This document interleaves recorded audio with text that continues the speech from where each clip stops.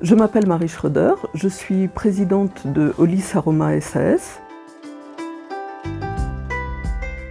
Notre société vend des produits d'aromathérapie en ligne. Notre objectif est de promouvoir l'aromathérapie familiale pour soulager les maux du quotidien.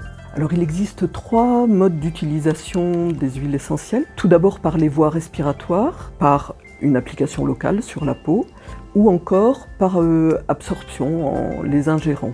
Donc nos produits ont pour but de répondre à ces 3 modes d'utilisation.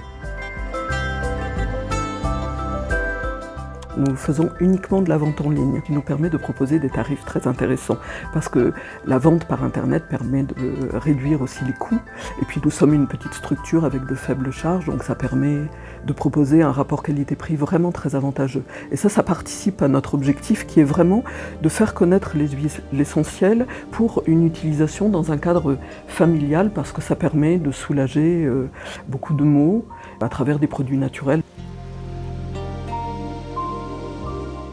La première raison, elle est financière. C'est-à-dire que nous devions nous installer par rapport à la nature de notre activité dans une zone d'activité. Dans ces zones d'activité, la plupart des surfaces qui sont proposées sont des grandes surfaces avec des prix locatifs qui sont élevés et c'est compliqué pour démarrer une activité. Donc c'est vrai que le CAP nous a apporté une surface qui était suffisante pour un démarrage d'activité avec un système de package puisque le loyer prend en compte aussi l'eau, l'électricité, le nettoyage des locaux.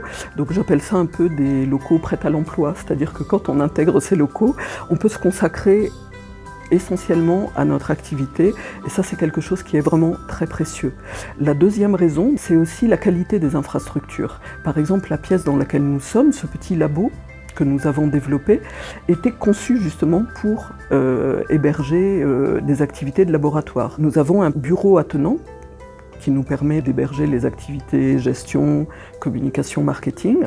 En troisième point, nous bénéficions d'une expertise, si nous le souhaitons. Par exemple, nous avons consulté à plusieurs reprises des avocats bénévoles qui viennent au pôle pour rencontrer des entrepreneurs et ça nous a permis de bénéficier d'une expertise juridique par rapport à des points très spécifiques liés à la nature de notre activité. Nous avons bénéficié également d'un accompagnement en marketing digital pour définir la meilleure stratégie pour faire connaître nos produits sur les réseaux sociaux. La quatrième raison, je dirais, le relationnel au sein du pôle entrepreneurial. Nous avons la possibilité d'échanger nos expériences, voire des opportunités de collaboration par rapport à certaines activités. Et la cinquième raison, je dirais la visibilité, c'est-à-dire que toute la communication qui est réalisée pour le pôle entrepreneurial bénéficie bien évidemment aux sociétés qui y sont implantées.